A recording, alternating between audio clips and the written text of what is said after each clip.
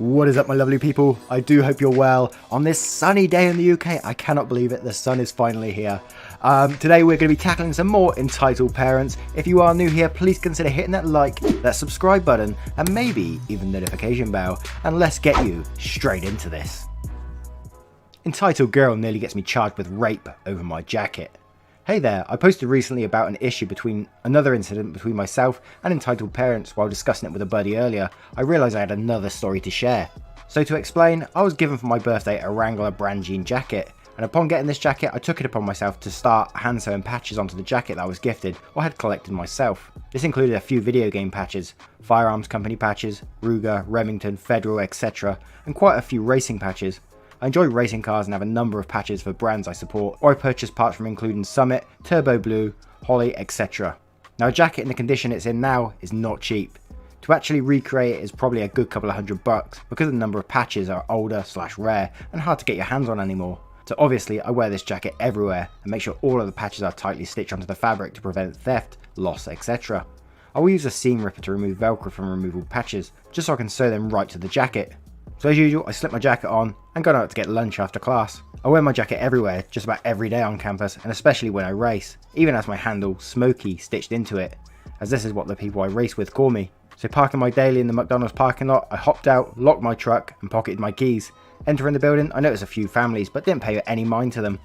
I just walked to the counter, waited for the mother and her daughter, who couldn't have been any older than 16 or so, to finish their order. When they were done, I requested 2 cheeseburgers and a Coke for there at the restaurant. As I was getting my drink, the mother walked up to me and started asking me about the patches. I'm used to this, as a number are local brands, and those that aren't, people question why I wear them, and I proudly explained my reasoning. This is how the conversation went. EM, entitled mum. Me, EB, entitled brat. You have such a lovely jacket. Could you please tell me what racing fuel patch is for? Of course, it's racing fuel I use for my car.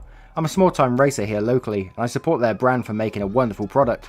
You can't be a racer, you're too fat. To put it bluntly, I'm not the thinnest person in the world. I'm broadly built and I carry a bit of a gut I'm not entirely proud of. Anyone can be anything if they put their mind to it. I smiled at this young woman, and it seemed to end the brief conversation, so I walked to the counter and collected my food and sat down to eat. I figured this would be the end of the conversation and encounter. I wish I learned from reading this subreddit. As I was finishing up my second sandwich and started to throw the trash away, I felt something pull on my jacket. I didn't really think anything about it, until I noticed that the sharp tugging changed into a jerking motion like someone was trying to pull the jacket off me. Turning round, I noticed that a young woman was trying to get my attention, tugging on the hem of my jacket. Can I help you? Could I try on your jacket, please? I'm sorry, no, I'd rather not take it off. It has sentimental value. Please, just for a minute, what's the harm? I'll give you a kiss if you do. Again, I'd really rather not. While your offer is sweet, I have to get back to campus for my classes, and like I said, this jacket is very special to me. From here things got odd, as things went from normal to the girl screaming rape right in the middle of this dinky McDonald's, and suddenly all eyes are on me and this girl. The mother of course is already dialing 911 as the girl keeps saying stuff about how I tried to molest her and was trying to rape her. All while I'm backing away from her. I said I didn't even touch her, and I guess the mother figured now was a good time to amp the lies up. If you didn't touch her, why'd you take her boyfriend's jacket, pervert? What the hell are you talking about? I walked in here wearing this jacket. No you didn't. Her boyfriend gave her that jacket. She wouldn't take it off for anyone. Now you're trying to steal it from her too. And then the manager comes out, hearing the claims of rape. Suddenly I'm being detained until en route officers sort out this mess. And the mother is still screaming into the phone with the operator, and her daughter is now bawling about how I groped her.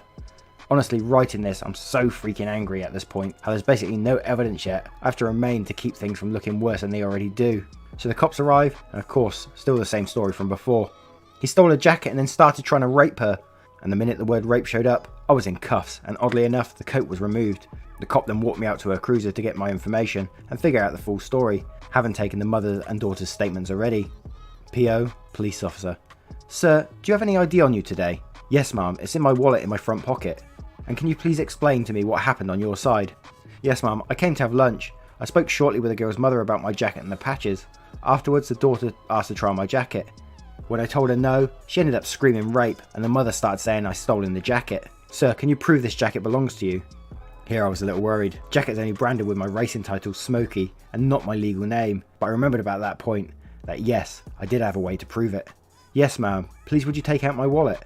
As the officer pulled out my wallet, I directed her attention to the stitching I'd done on it, which also had my racing title on it in bright orange, matching the 3 or 4 places on my patches, and the jacket that said the same.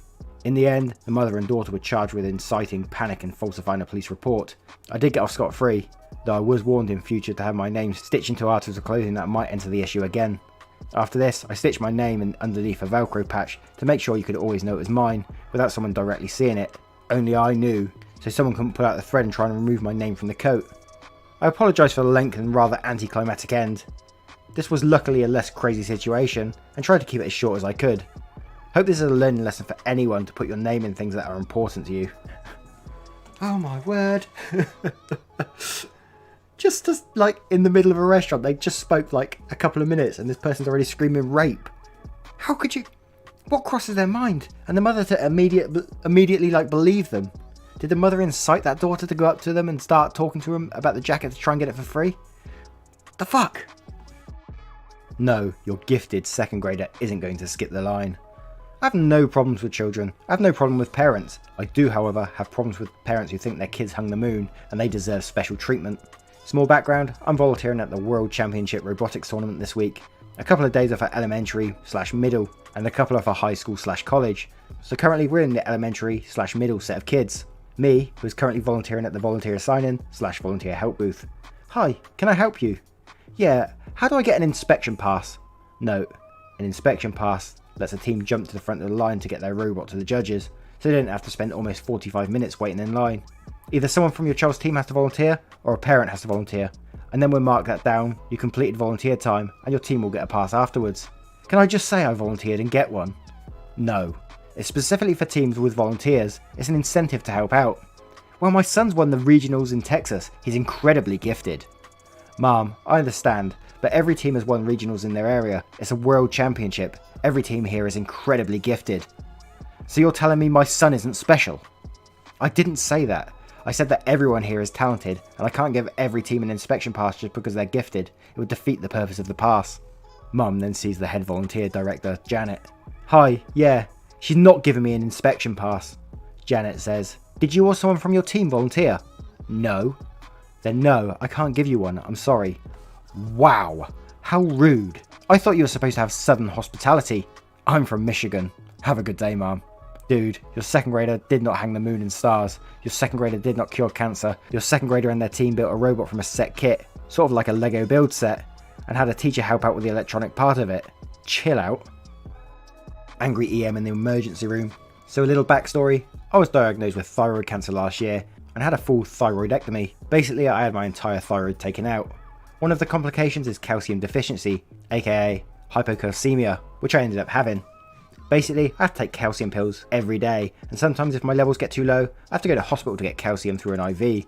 After my surgery, I had to stay an extra 4 days, get transferred to ICU and hooked up to a heart monitor, so that should tell you how bad it can get. I was getting off work and not feeling my best. The biggest symptom I look out for is intense tingling in my hands, feet and face. Sometimes I feel very little and pay it no mind, because it usually goes away, but this tingling was intense. I knew it was trouble, so I made my way to ER after a doctor advised me to. By the time I got there, I was very disorientated and dizzy. I stumbled into ER and was told to wait as someone was already checking in. There at check-in was entitled mother and a little boy. They finished and went to sit down. As they passed me, the boy smiled at me and I smiled back. The mum was more focused on going to sit down. No big deal. So I checked in, got my hospital bracelet and sat down to wait. The waiting room only had about 7 people in it, including me, so I know I wouldn't be waiting too long. I got called into triage after EM and her son. I told them what was wrong with me and they took vitals. Then I was sent back into the waiting room to wait for a bed. I'm guessing that was the deciding point on who was next, because I was called back in about 10 minutes later. The sweet male nurse even put his arm around me when he noticed how wobbly I was. He did offer me a wheelchair, but I declined. He started to lead me away when I heard a loud, "What the hell?" I looked over to see EM marching over to us. Now I was really out of it, so I don't remember this word for word, so I give the gist of everything. She stormed over to us demanding to know exactly where I was going in first when her son was very, very sick. She pointed to her son who, along with the rest of the waiting room, was watching a helicopter land outside. I found out later they were transferring a patient to UCLA Medical, if you were curious. He was in complete awe and yelling about how cool it was. Yeah, he was totally worse than me. The nurse shook his head and started to lead me off. The EM blocked his way and insisted I go sit back down so her poor baby can get treated. Continuing to rant that I looked fine and was obviously faking. The receptionist stood up and firmly told her to sit down. The EM protested but ended up going back to sit. Now the ER had a few private rooms, and right outside the halls are more beds. You'll know why this is important in a bit. I was led into a private room, and a few minutes later I was in a hospital gown and getting blood drawn to check my calcium levels. As I waited for the results, I relaxed in my bed. Who else loves the warm blankets they give you? And just watched Netflix on my phone. I heard the nurse directing someone to the bed in the hall right outside my room. Guess who it was? I was watching a funny movie, so I was giggling a lot. The EM, however, took this as proof that I was faking my illness. She started calling me a liar and how disgusted she was that I would stoop so low to get attention. She was being very sneaky and taunting me only when there was no staff around. She wasn't worth a second of my time, so I ignored her and continued to watch Netflix. From reading all these stories, I'm surprised they didn't yank the phone away, declaring her son needed it more than me. Lol. While I waited for the doctor. The whole time, the EM just glared at me like I was a demon. The doctor came in, very concerned, and told me that he was admitting me right away, and the nurse would be in a bit to take me to my room. My calcium was 7.8, and it should have been between 9 and 10. As they wheeled me out, I saw EM being given discharge papers. Her son just had a nasty cough from a cold. I gave her the best smug look I could and said, "Still think I'm faking it, you hag." I waved and was wheeled away from her too fast for her to respond. My mum came and I got settled upstairs and told her everything about EM, including what I said to her. We had a huge laugh about it, and I ended up staying in hospital for 3 days. Her son was no problem at all, considering he was completely oblivious to it. I hope he grows up to be a good person, unlike his hag mum. To end this on a good note, I just passed 7 months cancer free, so yay, and well done you. Man, I'm glad you got cancer free, and I'm glad you got you called her a hag and then got wheeled away quickly. My sister's funeral was ruined by some bitch and her kids. Well shit, I'm guessing you guys need background. My sister, we'll call her E, she got killed by a drunk driver about a month ago. And this really hurt, not only because she's my sister, but we were best friends. She always had my back and I had hers. She was 20, so she was getting into the fun part of life. About to graduate college, everything was fucking great. So the funeral was hard at the start. I was a bearer, which for those who don't know, they help carry the casket. When the priest opened it up at first and let us look, that's when I started crying, and I never stopped. Almost halfway through, I hear the doors slam open in the back. There's this woman and 3 kids that walk in. The woman is talking, in reality it's close to screaming, into her phone. Of course, after 2 minutes, the kids are running around and being loud. This is getting on everyone's nerves, so my mum asked the priest to get them out. The priest is a timid guy, so of course, he couldn't get himself to do it, so he pages someone from the looks of it. So while we wait for this family to get out, we have to stop. I was really pissed at this damn mum, and I was about to murder her, when my mum gets up and storms over to the bitch. She grabs her phone and slams it on the ground. The entitled bitch starts freaking out like her kid just died. She's screaming at my mum, who's just standing there in rage. When the bitch is done, she starts screaming about how, "You clearly are important enough to ruin my daughter's funeral, and you can get the fuck out and get yourself a damn new phone." I was a mixture of shocked and impressed. Shocked because I'd never seen my mum that mad, not even in hospital. Impressed because she did nothing more physical than point a finger. I would have snapped her neck. The bitch of course defended herself, saying that how could she know it's a funeral? Look around, bitch. Why is there casket, tears, a priest? The fucking nerve on some people that do shit like that. She started mocking my mum, getting her things, and on the way out called us horrible people for ruining her afternoon. This enraged me. I ran after her, and after I screamed out to the entitled bastard, I started screaming and following. "You fucking slut." I don't know why slut. I was just mad. "Your afternoon is ruined. Oh no, what will we do? What will we do with the poor bastard having a nice afternoon?" She cuts me off and says, "Actually, you people ruined my afternoon." This killed me, and I got the most mad I've ever been. "You came in here with your damn kids and ruined my fucking sister's funeral. Keep in mind it's not my aunt, it's my fucking sister, and you fucking ruined her funeral. So your day is ruined." I mock cry. "Well, go have your damn pity party somewhere else, jackass." At this point, I'm out of breath, and I'm death staring at her. Well, maybe if you weren't here in my space. I couldn't take her anymore, so I punch her in the gut. It wasn't too hard. Not enough to really hurt her, but enough for her to feel it. So of course she screams Bloody Mary. I turn around and walk inside and she screams the usual. "I've been assaulted. Call 911 bullshit." After that, I never saw her again. She probably didn't call the cops because she knew she was in the wrong. In the end, we finally got my sister buried and we lived on. I definitely miss her, and I'm proud of myself for standing up in her name. Every once in a while, I stop in her room and I have a one-way conversation with her, and it's comforting. This all was ridiculous, I know, but I just can't believe someone would have the guts to do that. It really slaughters my faith in humanity. Anyway, thanks for reading this. Hope you realise what an absolute shitbags these people are. Wow, man. I'm sorry that you lost your sister. That's got to be absolutely heart-wrenching, especially to a drink driver. Sorry to hear that. But EP coming in and ruining your sister's funeral. I'm glad you did what you did and gave her a little cheeky jab in the gut. Fair play to you. You should be proud of you. Anyway guys, I hope you enjoyed this little episode of Entitled Parents. If you did, please consider hitting that like, that subscribe button, and maybe even that notification bell. Thank you. Take care now. Goodbye.